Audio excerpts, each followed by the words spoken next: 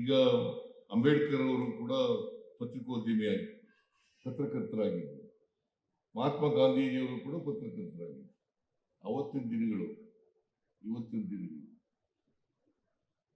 ಇದನ್ನ ನಾವು ಗಮನದಲ್ಲಿ ಇಟ್ಕೋಬೇಕಾಗಿರ್ತಕ್ಕಂಥದ್ದು ಅತ್ಯಂತ ಅವಶ್ಯ. ಅವತ್ತು ವಸ್ತುಸ್ಥಿತಿಯನ್ನ ಜನರ ಮುಂದೆ ಇಡ್ತಕ್ಕಂಥ ಪ್ರಯತ್ನವನ್ನ ಮಾಡ್ತಾ ಇದ್ದಾರೆ. ಇವತ್ತು ವಸ್ತುಸ್ಥಿತಿ ಜೊತೆಗೆ ಮೌಲ್ಯಯುತ ಸುದ್ದಿಗಳು ಜನರಿಗೆ ತಲುಪತಕ್ಕಂಥ ಕೆಲಸ.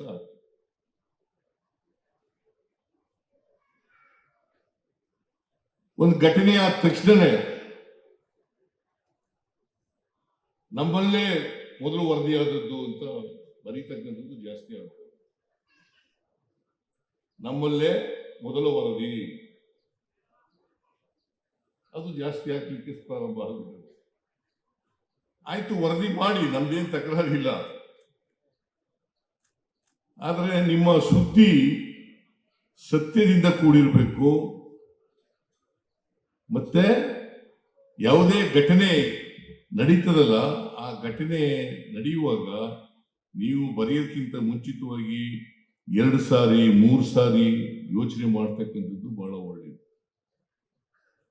ಆಮೇಲೆ ಇತ್ತೀಚಿನ ದಿನಗಳಲ್ಲಿ ಈ ಊಹಾ ಪತ್ರಿಕಾ ಶುರುವಾಗ್ಬಿಟ್ಟದೆ. ಊಹೆ ಮಾಡೋದು, ಹಿಂಗ್ ನಡೆದಿರ್ಬೋದು, ಹಿಂಗ್ ನಡೆದಿದ್ರೆ ಏನ್ ಬರೀಬೇಕು ನಾವು. ಅದು ಈ ಊಹೆ ಯಾಕೆ ಮಾಡ್ತೀರೋ ನನಗಂತೂ ಗೊತ್ತಿಲ್ಲ. ಇದು ಬಹಳ ಅಪಾಯಕಾರಿ, ಬಹಳ ಅಪಾಯಕಾರಿ. ಊಹೆ ಮಾಡ್ಕೊಂಡು ಬರೆಯೋದಿಲ್ಲ. ನೀವು ಒಂದು ಸರ್ಕಾರನ ಟೀಕೆ ಮಾಡ್ಲಿಕ್ಕೆ ನಂದೇನ್ ತಕರಾರಿಲ್ಲ.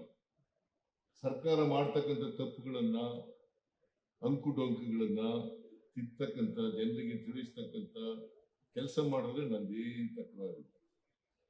ಟೀಕೆ ಮಾಡ್ಲಿಕ್ಕೂ ತಕರಾರಿಲ್ಲ. ಟೀಕೆ ಆರೋಗ್ಯಕರವಾಗಿರಬೇಕು, ಅದು ಸಮಾಜಮುಖಿಯಾಗಿರಬೇಕು, ಜನಪರವಾಗಿ ಅಲ್ವಾ. ಆರೋಗ್ಯಕರವಾಗಿರ್ಬೇಕಾದ್ರೆ ಆರೋಗ್ಯಕರವಾದಂಥ ಟೀಕೆಗಳು ಇಲ್ಲದೆ ಹೋದ್ರೆ, ಟೀಕೆ ಮಾಡ್ಲಿಕ್ಕೋಸ್ಕರ ಟೀಕೆ ಮಾಡೋದಲ್ಲ, ಟೀಕೆ ಮಾಡಬೇಕು ಅದಕ್ಕೋಸ್ಕರ ಟೀಕೆ ಮಾಡೋದು, ಅದು ಅದಕ್ಕೆ ಅವಕಾಶ ಇಲ್ಲ. ಪತ್ರಿಕೋದ್ಯಮದಲ್ಲಿ ಇದೆಯಾ? ನಾನು ಯಾವುದೋ ಮ್ಯಾಗ್ಜಿನ್ ಓದ್ತಾ ಇದ್ದೆ, ಅಲ್ಲಿ ಅದು ಮ್ಯಾಗ್ಜಿನ್ ಏನಪ್ಪಾ ಅದ್ರ ಹೆಸರು, ಅದರಲ್ಲಿ ಪತ್ರಕರ್ತರ ಕರ್ತವ್ಯಗಳೇನು ಅಂತ ಬರೆದಿದ್ದಾರೆ. ಸ್ವಲ್ಪ ಒಂದೊಂದ್ಸಾರಿ ಅದು ನೋಡ್ಕೊಂಡ್ರು ಬಹಳ ಒಳ್ಳೆಯದು. ನೀವೇ ಬರೆದಿರೋದು, ನಾನು ಬರೆದಿರೋದಲ್ಲ. ಅದು ಪತ್ರಕರ್ತರ ಕರ್ತವ್ಯಗಳೇನು ಅಂತೇಳಿ ಬರೆದಿದ್ದಾರೆ, ಒಂದು ಪಟ್ಟಿ ಮಾಡಿದ್ದಾರೆ. ಜೊತೆಗೆ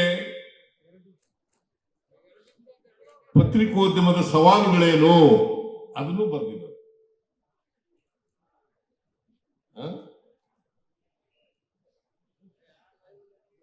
ಈ ಸವಾಲುಗಳು ಮತ್ತೆ ಕರ್ತವ್ಯಗಳನ್ನ ನೀವು ಚಾಚೂ ತಪ್ಪದೆ ನಿರ್ವಹಿಸಿದ್ರೆ ಬಹುಶಃ ಸಮಾಜದಲ್ಲಿ ಬದಲಾವಣೆಯನ್ನ ಆಗ್ಲಿಕ್ಕೆ ಕಷ್ಟ ಏನಾಗ್ಲಿಕ್ಕಿಲ್ಲ ಅಂತ ಹೇಳಿ ನಾನು ಭಾವಿಸ್ಕೊತೇನೆ.